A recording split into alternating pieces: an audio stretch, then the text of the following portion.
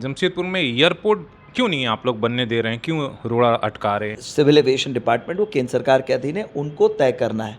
अगर आपको ऐसा लग रहा है कि राज्य सरकार सपोर्ट नहीं कर रही है तो आप खुले तौर पर माननीय मुख्यमंत्री को चिट्ठी लिखें। केंद्र सरकार को मैंने पहले भी आग्रह किया है कि आप स्पष्ट करें कि राज्य सरकार की कौन सी ऐसा निर्णय है, राज्य सरकार का कौन सा ऐसा असहयोगात्मक रवैया है जिसके कारण यहाँ एयरपोर्ट नहीं बन। ठीक है, आपने कहा कि नागरिक उड्डयन मंत्रालय जो है या एयरपोर्ट अथॉरिटी ऑफ इंडिया वो भारत सरकार ये करती है, सिविल एविएशन डिपार्टमेंट कह रहे हैं कि भाई जमीन तो आप ही के पास है ना। जमीन का विरोध तो भारतीय जनता पार्टी की ही एक नेत्री कर रही है।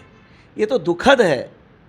ऐसा दोहरा चरित्र मैंने कहीं नहीं देखा है। अपने ही लोग विरोध करवा रहे हैं और खुद कह रहे हैं कि राज्य सरकार मदद नहीं कर। 2019 से लेकर 2026 करीब अब 8 साल होने वाले हैं।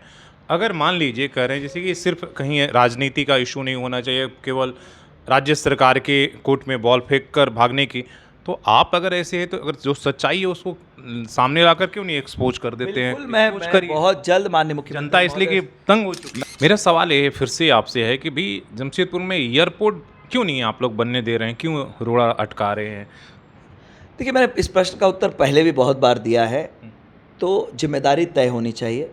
सिर्फ इधर उधर की बात नहीं करके सीधे तौर पर केंद्र सरकार को मैंने पहले भी आग्रह किया है कि आप स्पष्ट करें कि राज्य सरकार की कौन सी ऐसा निर्णय है, राज्य सरकार का कौन सा ऐसा असहयोगात्मक रवैया है जिसके कारण यहाँ एयरपोर्ट नहीं बन पा रहा। राज्य सरकार तो तैयार है। ये केंद्र सरकार के अधीन है। नागरिक विमानन जो डिपार्टमेंट, उड्डयन जो डिपार्टमेंट होता है वो सिविल एविएशन डिपार्टमेंट वो केंद्र सरकार के अधीन है, उनको तय करना है। अगर आपको ऐसा लग रहा है कि राज्य सरकार सपोर्ट नहीं कर रही है तो आप खुले तौर पर माननीय मुख्यमंत्री को चिट्ठी लिखें कि हम धालबुंगड़ एयरपोर्ट पे ये अड़चनें आ रही है जिसे राज्य सरकार के स्तर पर हल किया जाना है। मैं आपको स्पष्ट करना चाहता हूँ, हम लोग सभी लोग माननीय मुख्यमंत्री के समक्ष जाकर उन बातों पर चर्चा करके उसका समाधान करवाएंगे। अगर केंद्र सरकार खुले मन से और राजनीति करने के लिए, सिर्फ राज्य सरकार पर आरोप लगाकर बचने के लिए अगर वो कर रहे हैं तो इस मंशा को हम सही तरह समझते हैं।